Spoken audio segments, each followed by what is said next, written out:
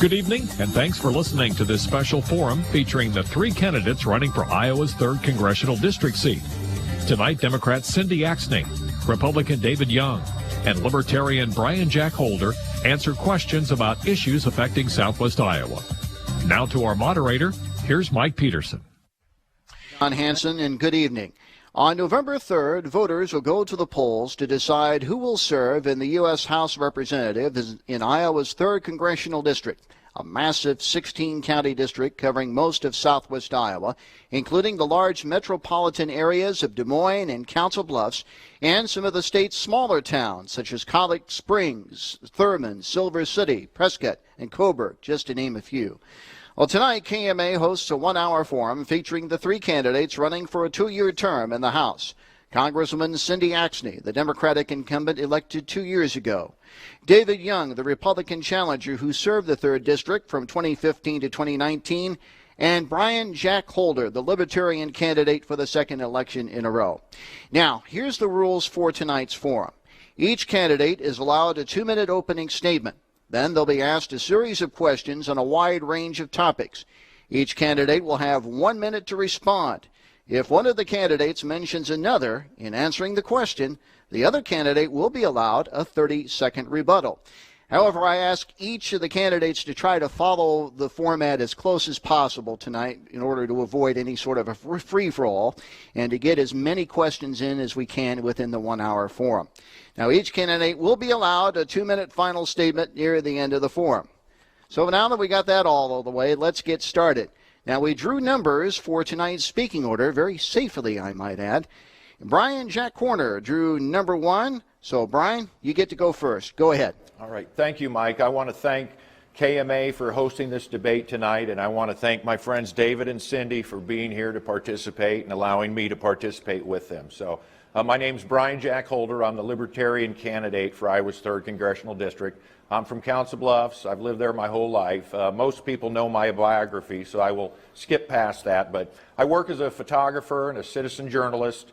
I decided to run for Congress the first time 6 years ago, so this is the 4th time I've run.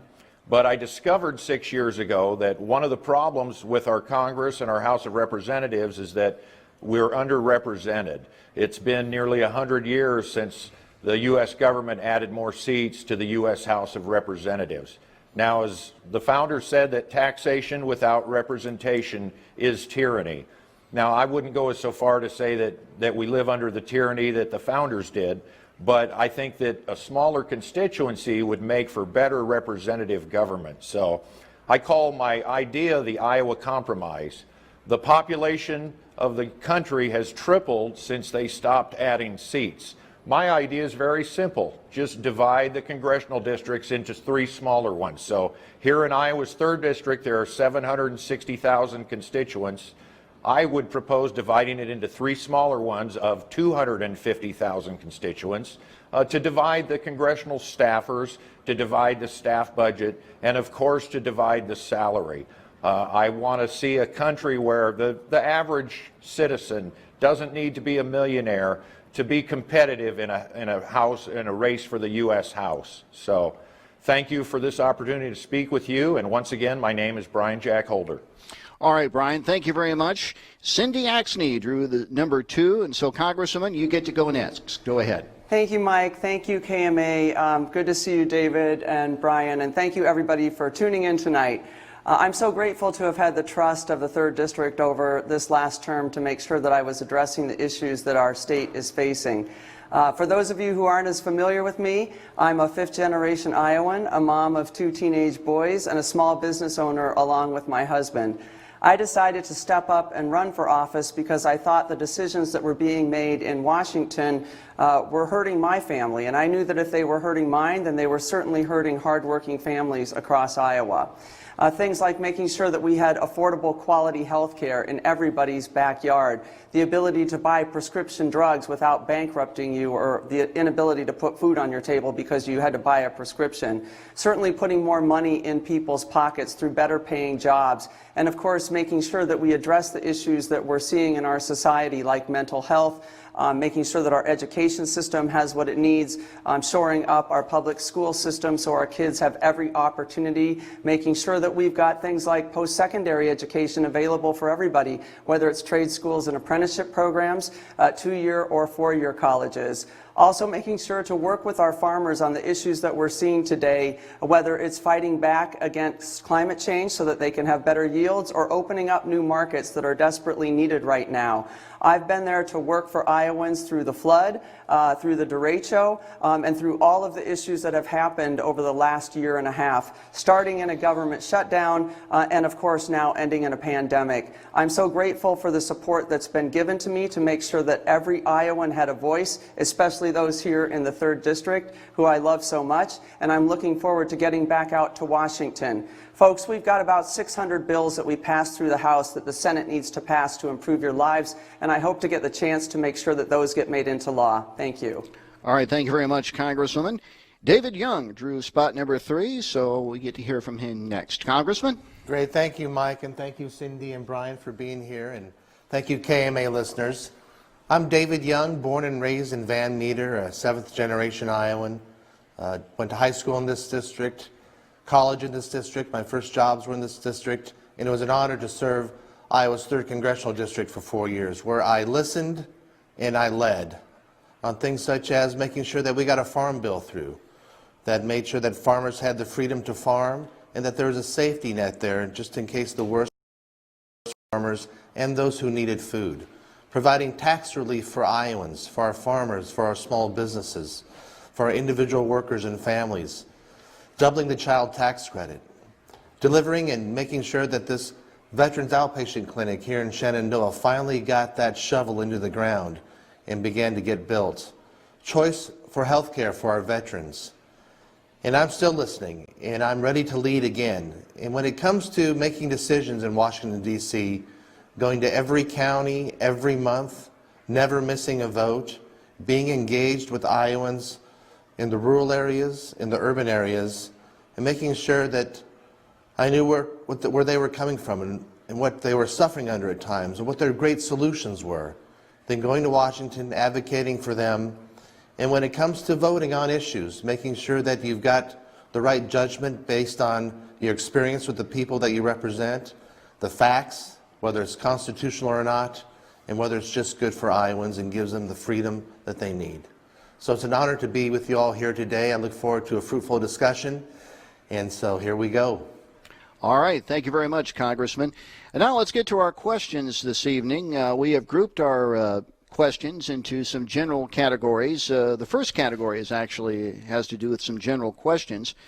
Our first question is, why are you the best person to represent this district? I'll repeat the question. Why are you the best person to represent this district? And Cindy Axney, you're next on the speaking order, so go ahead. Congresswoman?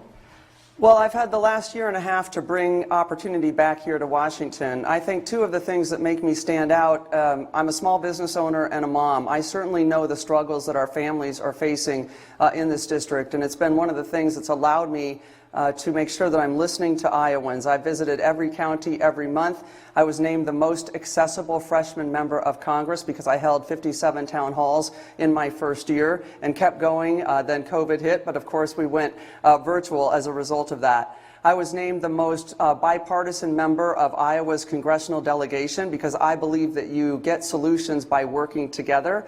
And I've worked hard to make sure that we address the issues that we're facing. I got $3 billion in flood recovery money, almost twice as much as our senior senators were able to get, including putting in things like covering uninsured grain in bins, changing policy to improve people's lives. I've continued to work to address health care, putting money in people's pockets, post-secondary education, and mental health, and we've got a lot more to do. And your time is up. Thank you very much, Congresswoman. And now we go to David Young. Congressman? Well, this is a highly agricultural and rural district, of course, these 16 counties. And Iowans here in rural America know that I have their back. And that's why I was endorsed by the Iowa Farm Bureau, making sure that wherever it was and whatever policy decisions that were made, whatever bill that came along, putting it through the perspective of how does this affect rural America, and making sure that Iowa really had a voice when it came to knowing where the federal dollars were going towards. And so being on the House Appropriations Committee, where we've had a history of Iowans on there, from Lightfoot to Latham and Neil Smith to Tom Harkin, making sure that I get back on that committee to make sure Iowans have a voice, and making sure as well that Iowans here know that when it comes to our small business community, I've got their back, and that's why I was endorsed by the National Federation of Independent Businesses. And so everyday working Iowans know that I have their back. All right, thank you very much, Congressman. And now we go to Brian Holder. Brian? I wouldn't say personally that I'm the best one to represent this district, but I think that all three of us could represent this district better than any other congressional district in the United States. So there are three distinct constituencies in the 3rd District. There's the Des Moines area, there is Southwest Iowa, and there is Council Bluffs. So my first act, if I was ever elected, would be to introduce the Iowa Compromise to divide the congressional districts across the country into 3 smaller ones. You know, we've proven through this pandemic that Congress can work remotely from their offices and from the states. And, you know, the best government that we can have is the government closest to us. I do not want to be David's boss. I don't want to be Cindy's boss. I want to work together with them. But also, I can't be Cindy's neighbor if she lives 2 hours away, and that's the difficulty with having such a large district. All right, thank you very much, Brian. And now we get to our second question. Recent polling says that as few as 17% of the country approves of the job Congress is doing overall. Why would electing you boost that feeling? Again, the question, recent polling says that as few as 17% of the country approves of the job Congress is doing overall. Why would electing you boost that feeling? David Young, you get to go first on this one. Go ahead. Yeah, sure. Thank you. Well, for having already served for 4 years, Iowans, they know what they're getting with me. Some may like it, some may not, but at least they know what they're getting. And so I've always set a rule out for myself to make sure that we do in Washington, D.C. what we do here in Iowa, and that is just get the job done and try to sit down with one another. Compromise can be a dirty word to some people, but it's not a dirty word to me, because it means that I'm not giving up my principles or my values or my morals or anything like that. Just means I may not get everything that I want the first time. Kind of like 3 yards in a cloud of dust going down the football field. And so I also wanted to make sure that I never embarrass this district with any kind of antics or toxic talk or language that we see and hear on talk radio or on cable television, because those people, nobody wants to work with them. And they're castigated and not invited to the table of solutions. And so I want to make sure that the people that I represent are there at the table of solutions. All right, thank you very much, Congressman. And now we go to Brian Jack Holder. Brian? You know, I hear politicians talk about bipartisanship, but I think right here in this studio we prove that there is tripartisanship in this country. There's 3 groups, large factions of voters that want to work together. You know, the independents are roughly 1/3 of the voters in Iowa's 3rd congressional district and in the state. And they don't have someone they can vote for to represent them in the party system the way it currently operates. So another thing is that there are 16 counties in this district, each one with their own board of supervisors, their own cities, their own elected officials. I think these elected officials should be given the opportunity to go on the record to vote whether yes or no with what goes on in Washington and the bills that are passed. But you know what? We can do much better than that. We ought to be able to poll every voter on these bills before they're voted on. That way it's not one person making a decision for 750,000. All right, its time is up, and now we go to Cindy Axne. Congresswoman? Well, it's no wonder that so many people across this country believe that Congress isn't working for them. I think a lot of it has to do with the fact that they can't trust folks in Congress. I have, since the beginning of my term, been transparent, honest, and accountable to the people in this district, whether it's still having the flood funding tracker up on my website to make sure that every single bit of the money that was authorized and that I fought for the state actually gets there. I now have a COVID-19 funding tracker up on my website as well. I want to make sure that every dollar that is authorized by Congress gets used for the purpose that it's intended to. I've been named one of the most accountable and transparent members of Congress, and I will continue to be honest and truthful to the people that I serve. The second thing is, you got to get things done. And this year, I've been able to bring so much home for Iowa. Well, last year, the biodiesel tax extender and the second-gen biofuels tax extender, and taking two taxes out of the ACA to make sure it's more affordable for Iowans. Your time is up, Congresswoman. Thank you very much. And now our next question.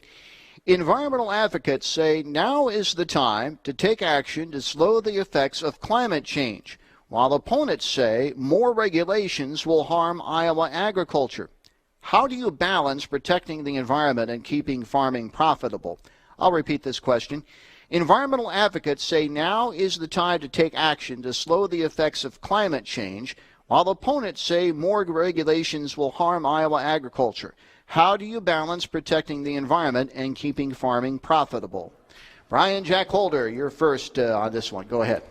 Even amongst the scientific community, there is not consensus on what is causing climate change. You know, there are some that still hold to the fact that the sun affects our climate and our weather more than man-made effects. But as long as there's a controversy there, it's going to be difficult to formulate any policy that everyone is going to agree with. But we have to ask ourselves, do these policies benefit us as citizens, or are they creating harmful burdens upon agriculture and the related industries? So, you know, there needs to be so much more research done before we craft policies, because, you know, we need the farming community to provide us with our food and the products that they do. So. All right, thank you very much, Brian. And now we go to Cindy Axne, Congresswoman. I need more than 60 seconds because I think this is the most exciting thing we've got going for us in Iowa. Yes, climate change is absolutely impacting us. We just saw it with the derecho and, of course, with our floods last year. But Iowa should be at the forefront when it comes to finding economic viability by addressing these issues. I oversaw the state's energy and environment plan when I worked for the state, helping to make Iowa #2 in wind production in this country. We have an opportunity because we're ranked 16th when it comes to solar. Our renewable energy here is off the charts, and we should be able to maximize our revenue generation as a result of it. Promoting biofuels and ethanol, making sure that we have greater domestic and international market shares to promote biofuels that are so helpful to our economy but move us in the right direction against climate. Certainly making sure that our farmers are at the table as we make these decisions, and I was able to get that language into a policy recommendation on a climate bill in the House. And finally, opening up new markets for things like carbon sequestration. It's a win-win for everyone. All right, your time is up, and now we go to David Young, Congressman. Thank you, Mike. The fascinating thing is in 2019, just last year, the United States led the world in carbon reductions with 140 million metric tons. And so what we're doing here, we're on the right path. We can always do better, of course. And so, you know, incentivizing rather than mandates and making sure that we get this right, because if we mess around with what farmers are doing, we may find ourselves in a cycle where we're not able to farm and we are dependent on other countries for our food and fuel, and we do not want that. And so with new technologies, keep pushing renewable fuels, which is a great bipartisan issue here in the state, something that we can all get behind. The good Lord gave us these resources of plants and wind and the sun, and look what we're doing here. It's pretty spectacular. And so always doing better and encouraging the world to maybe get behind us and see what we're doing by leading the world right now in carbon reductions. All right, thank you very much, Congressman. And now we get to our next set of questions, and they have to do with COVID-19. Our first question in this category: Congress has stalled on another round of COVID-19 relief. What would you like to see in a new package, and what should be left out specifically? Again, the question: Congress has stalled on another round of COVID-19 relief. What would you like to see in a new package, and what should be left out specifically? Cindy Axne is first to answer this question. Congresswoman, go ahead. Well, first and foremost, we need to make sure that we're addressing the healthcare issue that we're facing right now. If we were putting the right processes in place, we could have moved this agenda along more quickly and opened our economy up much more strongly had we put more practices in place. So we've got to make sure that we've got contact tracing and testing across this country, that we have an opportunity to get the vaccine as quickly as we can in a safe way, but that everybody gets it for free, that we're covering healthcare costs for people who have been impacted by COVID. Secondly, we need to make sure that we're shoring up our economy. That means support for our small businesses through the Paycheck Protection Program, opening that up to more small businesses, and that's what's in the latest bill that we've got put together. Those who have been hit hardest by COVID and those who are the smallest businesses. Our main street's right here in Shenandoah. Of course, state and local funding so we can pay our firefighters, teachers, and police officers, and then to make sure that our hospitals and first responders and essential workers have the PPE they need. Your time is up. Thank you very much, Congresswoman. And now we go to David Young. Congressman? Thanks, Mike. You know, a lot of Iowans are very disappointed that Congress can't get their act together right now and get a final package through. I'm hoping that it still could happen, but you never know. But time keeps ticking. Personal protective equipment is essential for all those out there on the front lines in our hospitals, in our schools, in our meatpacking plants, and anybody who really needs them and wants them, Mike, should be able to have access to those. We found some businesses as well that are and may not have been able to accept the traditional first round of PPP funding for our small businesses, making sure that there's some flexibility in there so these small businesses can receive that kind of help. Our ethanol plants, our corn growers, looking at agriculture up and down the line and where it was bottlenecked and there was a problem. Our schools, our healthcare officials, and also I want to see a provision in there for child care as well to make sure that as there's some uncertainty out there with schools and disability protections to make sure people weren't getting sued for trying to do the right thing. All right, your time is up. Brian Jack Holder. Brian? The first thing that should be included is to make sure that people on the front lines of this pandemic have the proper equipment and the proper training to deal with it. So, you know, especially the healthcare workers, you look at the teachers, specifically the students too. You know, I work in high schools, filming high school sporting events, and we wear our masks when we're inside the gymnasium. So things that should not be included are definitely, I don't think the arts and humanities or any pet projects, you know, should be included in any package of relief. But obviously, people need more help. The $1,200 that was given to many of us, it helped just a little bit, but you know, when you lose your job, it's difficult to make ends meet. So, you know, and talking about the debt, eventually the debt is going to be defaulted upon. So I'd like to, you know, have that question answered at some point. All right, thank you very much, Brian. Our next question. President Trump continues to hold campaign events, including one in Des Moines this past week, while still recovering from COVID-19. How would you rate the administration's handling of the pandemic overall? Again, the question, President Trump continues to hold campaign events, including one in Des Moines this past week, while still recovering from COVID-19. How would you rate the administration's handling of the pandemic overall? David Young, you're first in this question. Go ahead, Congressman. Yeah, thank you, Mike.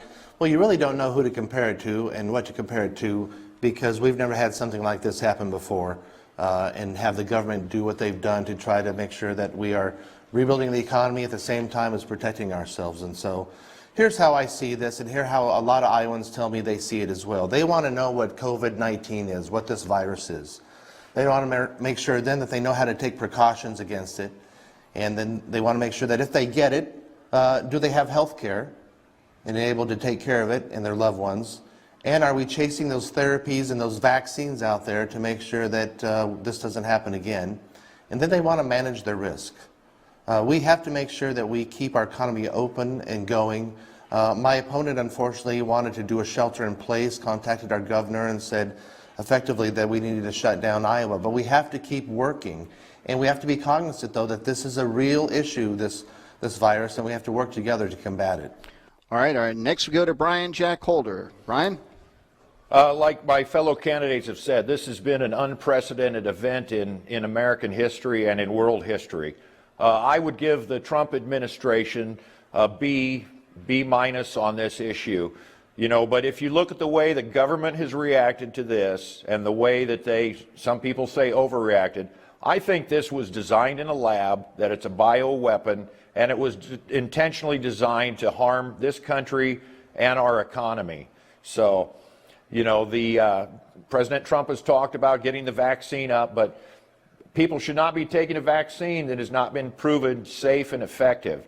And one thing that Congress can do to keep the faith with us, average citizens, is to remove the immunity that they have given to the vaccine manufacturers. I know people that have had their children damaged by vaccines, and their only recourse is go to the special vaccine court. So that liability protection should be removed. Okay, Brian, thank you very much. And now we go to Cindy Axne. Congresswoman? Well, certainly if President Trump had done what he should have done, our country could be in a much better place right now. We've seen that in other countries around the world. Unfortunately, this president hid the truth from the American public early on for political reasons. And what's happened is we've had hundreds of thousands of people die in this country. 1,500 is way too many here in Iowa, and it's absolutely unacceptable. He did not institute the Defense Authorization Act to create the supplies that we needed. Not only 95% of the supplies that we needed are produced outside of our country. We needed to implement that immediately to put PPE in the hands of our healthcare workers, first responders, people in our nursing home centers, everybody who is most vulnerable to this. We should have followed the CDC and scientific guidelines. Right now, his own administration, Dr. Fauci and the experts are saying that we need to all wear masks and that what we're practicing here in Iowa is not safe. The president hasn't done his job. All right, thank you very much, Congresswoman. And we get to our next question. Efforts are being made by multiple companies to create an effective vaccine against COVID-19. Do you think political pressure has sped up that process, and do you believe a potential vaccine will be safe? Again, the question, efforts are being made by multiple companies to create an effective vaccine against COVID-19. Do you think political pressure has sped up that process, and do you believe a potential vaccine will be safe? Brian, you get to go first in this question. Go ahead. Obviously, the vaccine manufacturers are under pressure, but the pressure works both ways. The vaccine manufacturers are also pressuring the government. What worries me is to get a vaccine out there that injures people just like the swine flu vaccine did back in 1976. You know, I was a child and I was given this vaccine. I've had lifelong neurological problems. I can't prove that it was from the swine flu vaccine, but that's a choice that I did not get to make as someone that was only 4 years old at the time. So, but like I said before, the liability to these vaccine manufacturers, especially the ones that are manufacturing an mRNA vaccine that actually goes in and changes the genetic makeup of a person. So, thank you. All right, thank you very much, Brian. And now we go to Cindy Axne. Congresswoman? Yeah, I do believe that the politics are playing a way too big of a part in this, Mike, and certainly the president wants to get a vaccine out before the election so that he looks better in the face of the disease that has caused so much harm in this country, a lot of it because of the bad decisions that he's made. Unfortunately, that's not how we should be looking at our vaccines. As Mr. Holder just said, we need to make sure that they're safe for the American public. We are making sure in the House that we are putting guidelines and talking with the CDC and the NIH and folks that are involved, Energy and Commerce Committee, who's heavily involved in working with the pharmaceutical companies, that there are guardrails put on to make sure that the proper safety protocols and testing are put into place. I will trust a vaccine when our scientists and the data shows that it is safe. That's when I will trust it, and when I will say to others that it's a good thing for us to do. And the other thing that we're doing is we're making sure that every single person in this country can get a free vaccine. All right, thank you very much, Congresswoman. And now we go to David Young. Congressman. Thanks, Mike. What I think is interesting in all this is how we're able to expedite the research and getting a vaccine to the place where we want it to be. And so you have to ask the question, why are we able to speed that up? And so realizing what some of the rules and regulations are out there that we've been able to waive that don't hamper the safety and the efficacy of these vaccines is something that we should learn from and be able to carry across possibly throughout any kind of industry, or just to make sure that we can get these things through quicker, and that the bureaucracy is part of the problem. And so, has political pressure sped up this process? I think it probably has. But if it has, let's just make sure that in the end that it's a safe and effective vaccine. All right, thank you very much, Congressman. And now we get to our next set of questions, and the category for this next set is health care. Here's our first question in that category. The confirmation of Judge Amy Coney Barrett could mean the elimination of all or parts of the Affordable Care Act by the Supreme Court. What should be done to fill in the gaps left by a potential repeal of the ACA? Again, the question, the confirmation of Judge Amy Coney Barrett could mean the elimination of all or parts of the Affordable Care Act by the Supreme Court. What should be done to fill in the gaps left by a potential repeal of the ACA? Congresswoman Cindy Axne, you go first. Congresswoman? Yeah, well, it's unfortunate, but folks, healthcare is on the line with this election, and we need to make sure that we codify the ACA, make sure that it's available for everybody. Affordable, quality healthcare in everybody's backyard should be something that we support across this country. It helps us protect people with pre-existing conditions, ensures that older Iowans don't pay more, keeps kids on our plans up to age 26, and certainly right now, as we're facing COVID and more people are getting sick and they're having more pre-existing conditions, there's never been a better time to stand up and protect people's access to affordable, quality health care.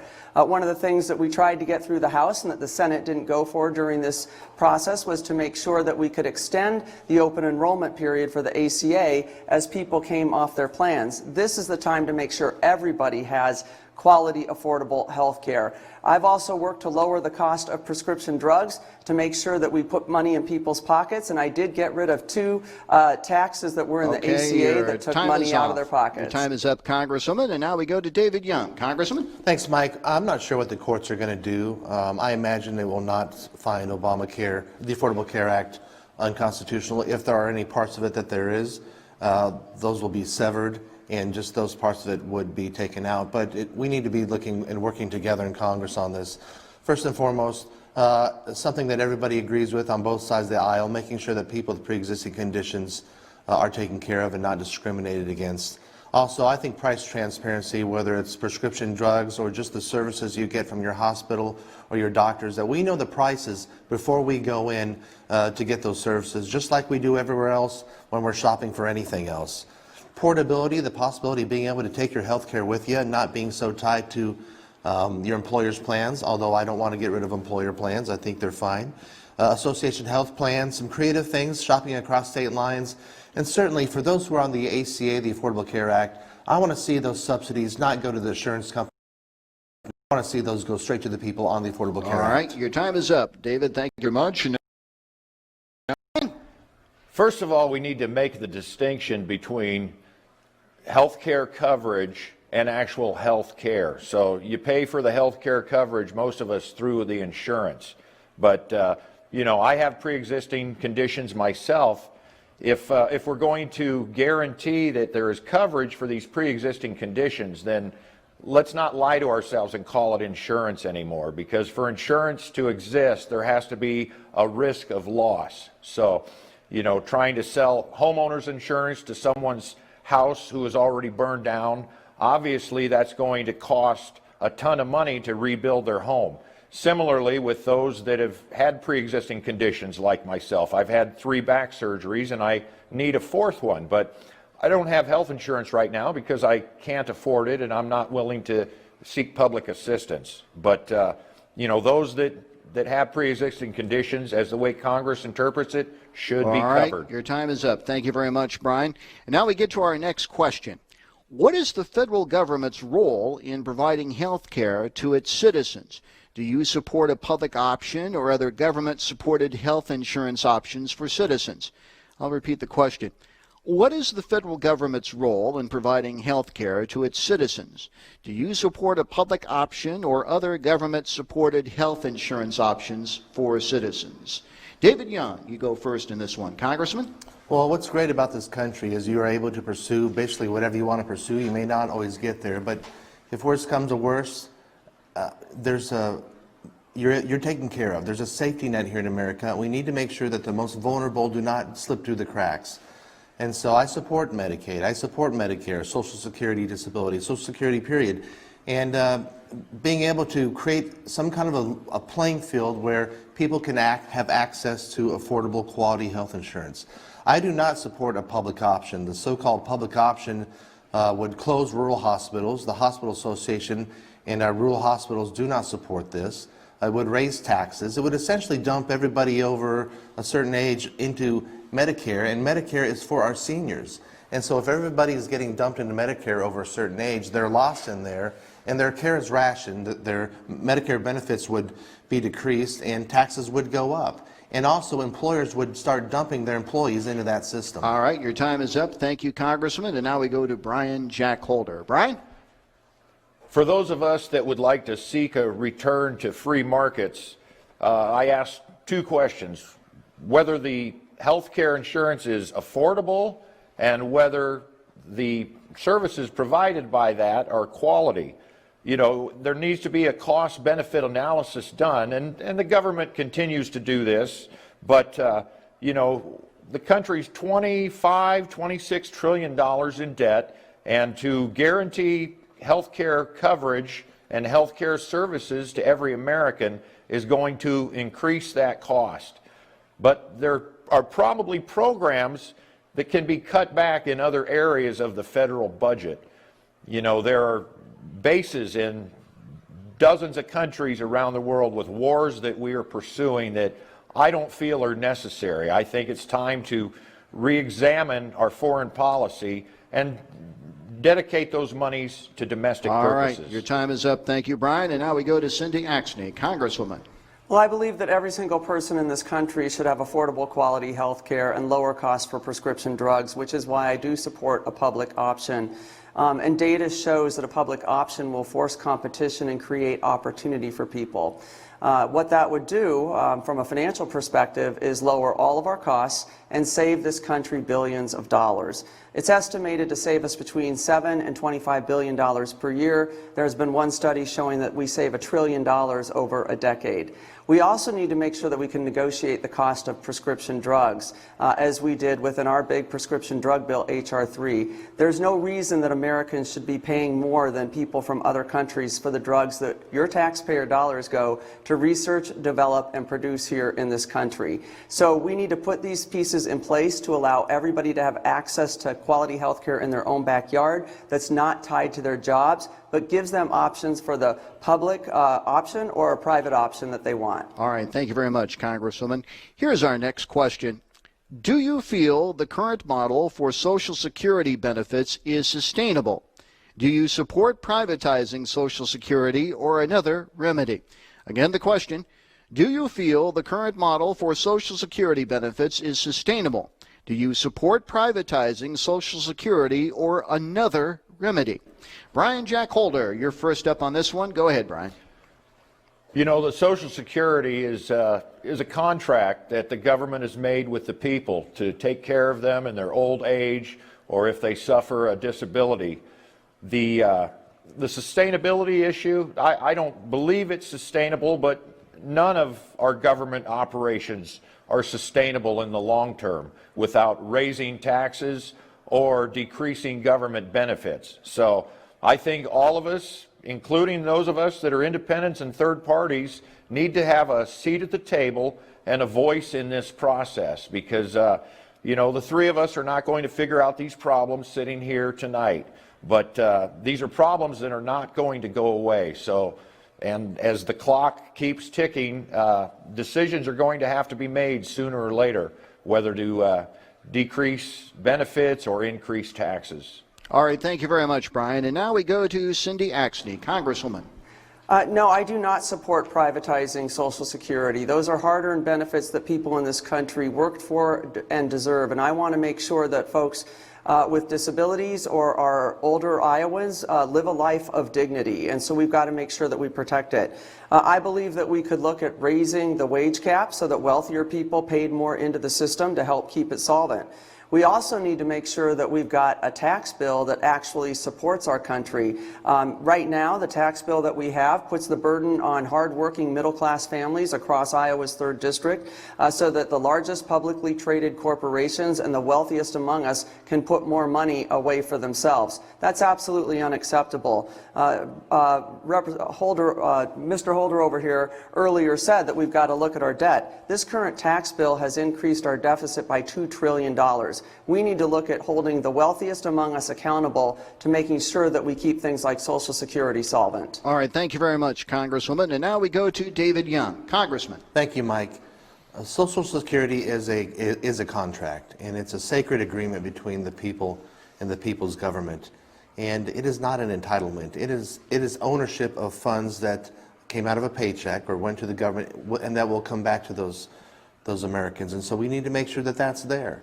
And so we've got some pretty daunting numbers that are coming out of Social Security and Medicare from the trust funds, and we need to make sure that they're replenished and that Social Security and Medicare are strengthened. And so what happens is you need both sides to get together in a bipartisan way. This can't be done in a partisan process.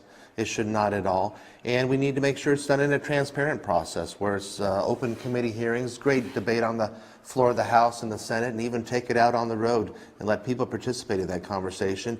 And do what Ronald Reagan, a Republican president, did, and Tip O'Neill, a Democrat Speaker of the House, did. Came together, found an agreement to keep it sustained for a while. We need to do that again. All right, thank you very much, Congressman. Now we get to our next category, which concerns the economy. Here's the first question. Wind turbines have garnered various levels of support throughout the 3rd District.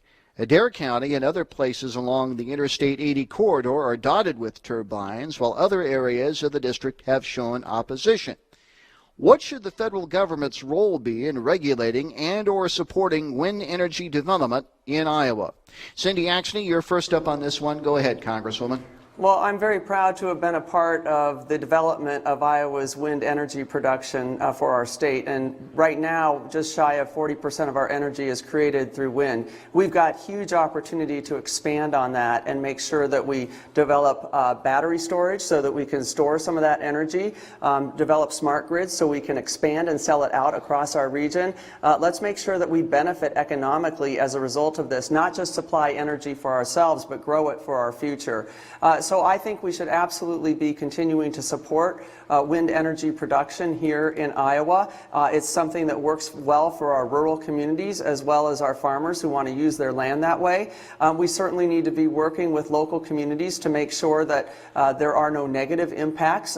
We definitely need their voices, and I think that there's opportunity to make that happen. It's bringing the right people to the table, and that includes those who are impacted by it. So I think that there's a way to find a solution that fits for everyone. All right, thank you very much, Congresswoman. And now we go to David Young. Congressman? Thank you, Mike. We need to make sure that there's a level playing field in incentivizing new technologies and new forms of energies and ways to store that energy. But when it comes to the placement of wind turbines and how many should be in each county and where they should be, I don't want somebody from New York or California voting on the number of places in Iowa, in Page County or Adair County or Madison County, as to where those wind turbines should be. That is such a local issue, and I believe in local control. And so those decisions should be best made at the local level, and so that's why I would support them. But it's pretty incredible what the federal government has done in partnership with the taxpayer and private sectors to get these incredible new technologies out there, whether it be solar or wind or geothermal, and who knows what's next. All right, thank you very much, Congressman. And now we go to Brian Jack Holder. Brian? You know, the wind turbines are an interesting phenomenon. I remember over the last 30 years driving to Des Moines and them popping up and popping up. I didn't think too much about the wind turbines. You know, I thought it was a good thing. But one of my friends, he bought his dream acreage in Adair County, and his neighbor decided to allow Mid-America Energy to put up a wind turbine. And it basically ruined his acreage just for the fact that they were placing this device so close to his house. You know, and there's also other effects, psychological effects from the strobe effect of the turbine going around, the constant whirring and everything. I read reports that these devices, these wind turbines, when they finally do malfunction, create quite a mess in the local area. So I think each local community ought to decide what to do, but I'm thankful that in my part of Pottawatomie County, we do not have turbines. All right, thank you very much, Brian. Our next question. One thing the COVID-19 pandemic has revealed is the importance of high-speed broadband to facilitate remote working. What efforts would you support to increase broadband speed and access in rural Iowa? Again, the question, one thing the COVID-19 pandemic has revealed is the importance of high-speed broadband to facilitate remote working. What efforts would you support to increase broadband speed and access in rural Iowa? David Young, you're first up on this question. Congressman. Yeah, well, if this wasn't already an issue before COVID-19, it certainly highlighted some discrepancies out there that we need to fill, and that would be with telehealth and telelearning, making sure that our schools and our healthcare facilities are wired up, and also just emergency services as well. And so we need to make sure we know, and we have gotten better on the mapping of where the wires are, and the broadband is laid out there in rural Iowa. We need to make sure that we then fill the holes there in the unserved and underserved areas. And the way to do that, I think, is that just look at the market practices, if there's a market to build those out by the private companies, and if not, then how do we fill that with a public-private partnership and create a tax and fee structure. And I don't mean taxing the internet, but I mean tax incentives to roll out broadband to our communities, and making sure the fee structure with the Universal Service Fund out there is pinpointing those funds to the areas that are underserved and unserved. And so it's a bipartisan issue, one we will always work on. Your time is up, Congressman. Thank you very much. And now we go to Brian Holder. Brian? You know, I live on an acreage, and we did not have internet access until 2005 when a local entrepreneur asked us if they could put a wireless tower on our property. And we said yes. So for the last 15 years, I've had high-speed internet access. I don't get paid. We do not get paid anything, but we do provide electricity to the tower. And in some parts of the district and in western Iowa, it's going to be very difficult to lay any wire with the hills and everything, but the towers can work. But, you know, it's essential that everyone has access to high-speed internet. Council Bluffs, Iowa, has free wireless internet downtown, and they're trying to get it throughout most of the town. I think this is a good idea to get people online, because as we see, the teachers need it, the kids need it, and businesses need it too. All right, thank you very much, Brian. And now we go to Cindy Axne, Congresswoman. Well, there has never been a more important time than now to make sure that people are connected, which is why I fought to make sure that we extended telehealth options during this difficult time with COVID, and was able to get that passed through law to make sure that outpatient therapeutic care could get addressed through telehealth to keep people safe and out of harm's way by going into doctors' offices or hospitals. I'm proud to be a member of the Rural Broadband Task Force. We just recently passed our rural broadband bill in a massive infrastructure package. It's a $100 billion proposition that allows us to address all the issues that we're facing, the mapping issues, where of course we're seeing inadequate information that is saying that these areas are serviced when in reality they're not. We know that there are issues with speed and with cost, so this allows us to have 100 megabytes per second upload and download, as well as a mandatory low-cost option for everybody to connect this entire district for once and for all. All right, thank you very much, Congresswoman. Here's our next question.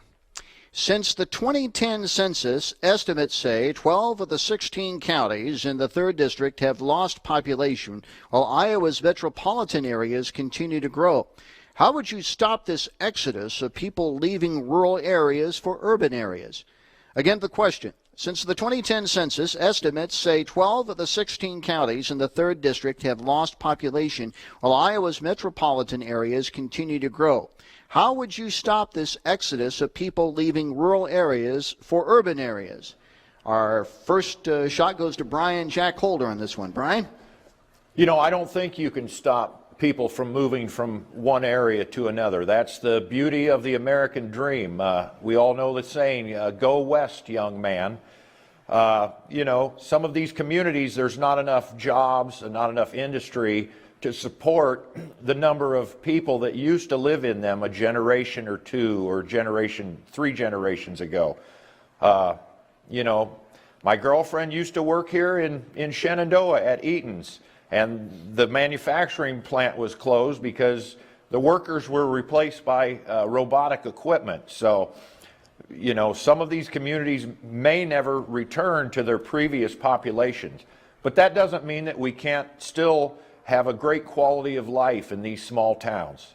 I've even contemplated moving down here to Shenandoah and filming basketball games and applying for a job here at KMA to help you guys. So, all right, thank you very much, Brian. And now we go to Cindy Axne. Congresswoman? Yeah, well, Brian's going to take somebody's job here, I think. No, listen, we've got to keep young people here in this great part of our state, and we've got so much opportunity, and I'm looking forward to continuing with this. We've got to make sure that we've got new markets for agriculture. I mentioned carbon sequestration as one of those domestic markets for ethanol that we need to open up in states like California.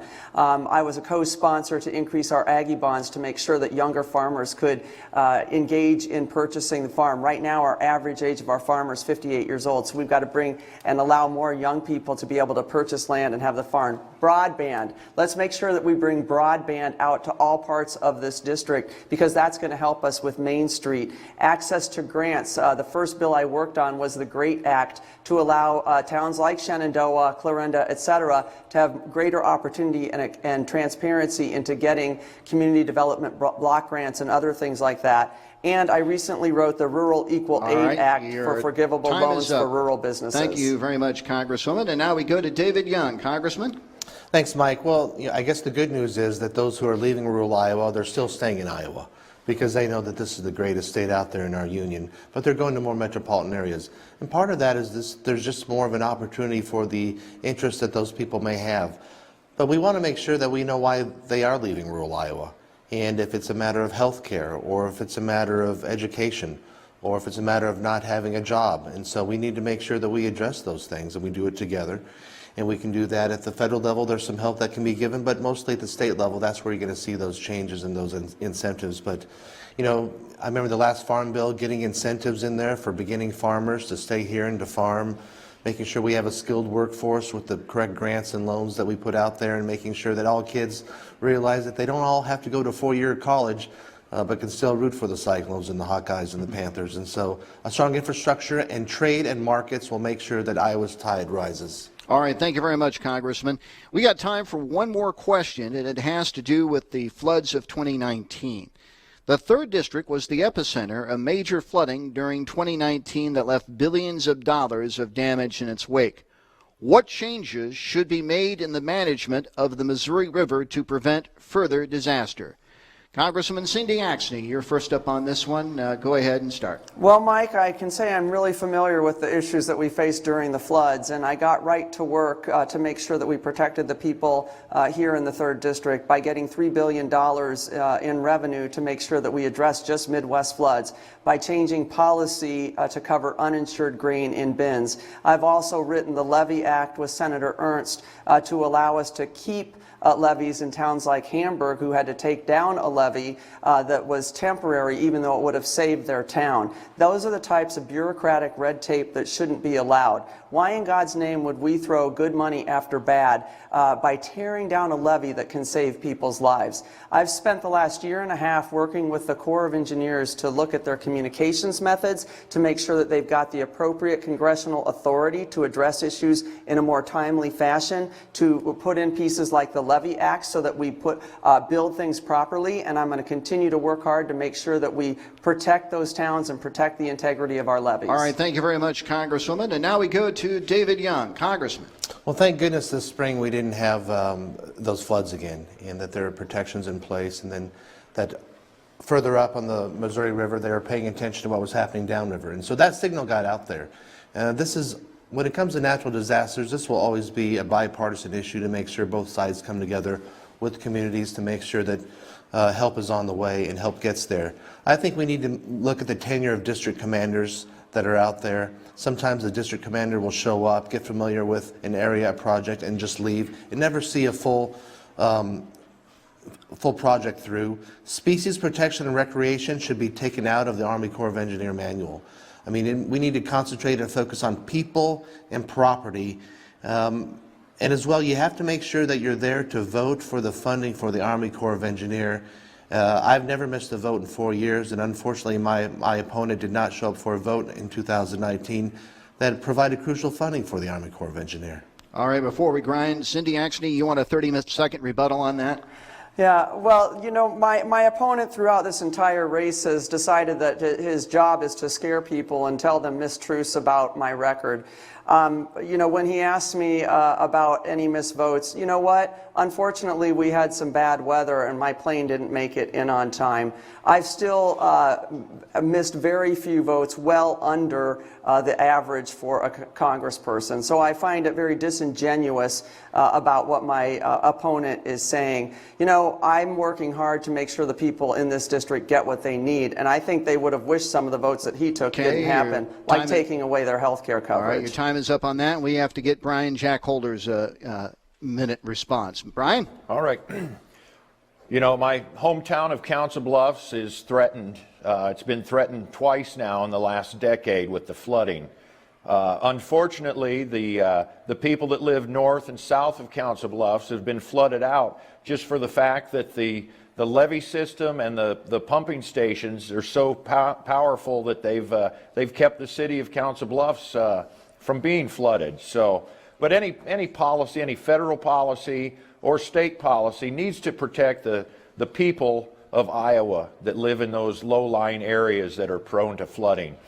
You know, and one thing, it's a sidebar, but you know, I'm here in Council Bluffs. We have our own special set of flooding issues, but the people in Des Moines have areas that flood quite frequently with the storm runoff, and that's why we need smaller districts, because I don't know what's best for the people of Des Moines. I don't know what their legislative priorities are. All right, thank you very much, Brian. And we've run out of time. We've reached the end of our questioning for tonight. And now it's time for 2-minute closing statements from all three of our candidates. David Young, you were next in the speaking order, so you get to make your closing statement first. Congressman? Thank you, Mike, and thank you, Cindy and Brian, and all of our listeners who are tuning in. So, you know, in about 15 days, we're going to have a very consequential election. And this election is about whether or not we're going to stay true to the founding framers and founders' principles to this great republic of life, liberty, and the pursuit of happiness. I want to have a great quality of life, and that's why I always showed up and listened to them and led on them on issues to make sure that they had more in their wallet, in their purse, in their bank account when it came to their paycheck, that they keep more of the fruits of their labor, that the government didn't get in their way and hinder them in the great opportunities that are out there for themselves and their families. I believe in freedom. I believe in liberty, that our constitutional rights and our liberties are sacred, and that our rights are endowed by God and not government. For if government can give them to you, government can take them away. So I'm a fierce defender of our Second Amendment to protect ourselves, of private property, of the right to free speech. And then in the end, with life, liberty, and the pursuit of happiness, happiness is making sure that you can pursue those dreams, that you can pursue those opportunities, that you can practice your liberties, your freedoms in the greatest country in the world and that this world has ever seen. And that's to make sure that you are safe, that we have strong borders, that we have a strong military that God forbid that we ever have to use. Peace through strength. And as well to make sure that we have very strong local policing with accountability, but making sure that we stop these riots and this mayhem and the mob violence that is going on in this country. These people doing that, they complain, but they don't leave. They can. And those around the world who are fleeing from dictators and despots, these people want to come here. We're the greatest country in the world. And I want to lead for Iowa's 3rd District, listening and leading for them, and I'm asking for their vote on November 3rd. All right, thank you very much, Congressman. And now we go to Brian Jack Holder with his closing statement. Brian? You know, what we're doing here tonight is the way our government should operate, always. Unfortunately, it doesn't.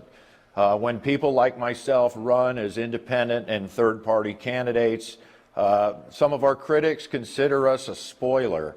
Well, you know, I don't think it's spoiling an election when you're exercising the rights that we have as Americans to grab a clipboard, to circulate a petition, and to get signatures to appear on the ballot.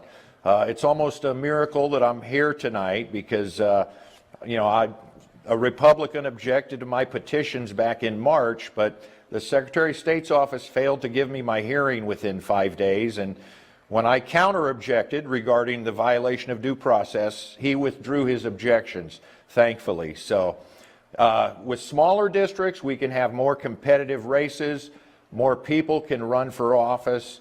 You know, I hate seeing anyone run unopposed. 2 years ago, I ran unopposed in the Libertarian primary. I didn't feel good about winning an uncontested primary. I called it a Saddam Hussein primary. But, you know, and I will consider after this election whether to run again or not. But, you know, I've met so many wonderful people. I'm so thankful that I've gotten to meet Cindy and gotten to know her, gotten to know David Young. And I met a wonderful gentleman a year ago, Colonel Bill Schaefer, who ran in the primary with former Congressman Young. So I'm not sure if Bill's people, his supporters, will vote for me or not, but I want them to know that if you still support Colonel Schaefer, you have the right to write his name in on the ballot. That's what we have a right as Iowans, to write in names. So thank you so much for everyone listening to me. You know, I'm not a politician, I'm just an average citizen, but I invite anyone that wants to run for office to contact me because I could give them a few pointers. Your time is up, Brian. Thank you very much. And now, Congresswoman Cindy Axtee, your 2-minute closing statement. Congresswoman? Thank you, Mike. Thank you, KMA, and thank you, everybody, for tuning in tonight. 2 years ago, people stepped up because they wanted to change, and I'm so grateful that they put their trust in me. We have just experienced probably the most tumultuous year and a half or 2 years that this country's ever seen.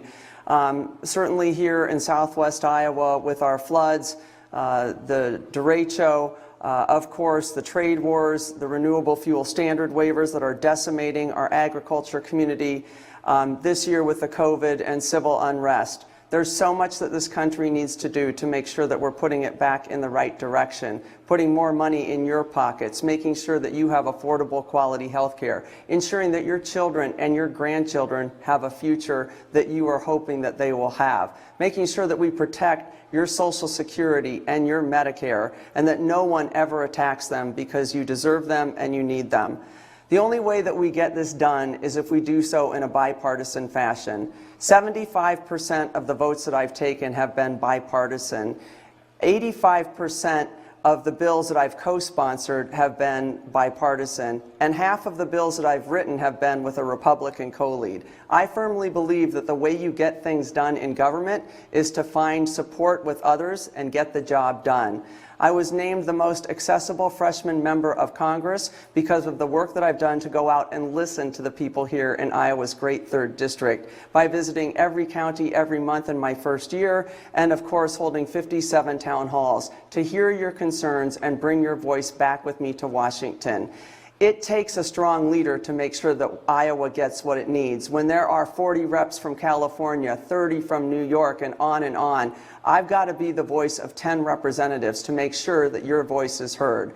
I ask for your vote once again. We have so much to do to make this country work for all of us again after COVID. Thank you so much. Your time is up. Thank you very much. And that concludes tonight's 3rd Congressional District Candidates Forum here on KMA.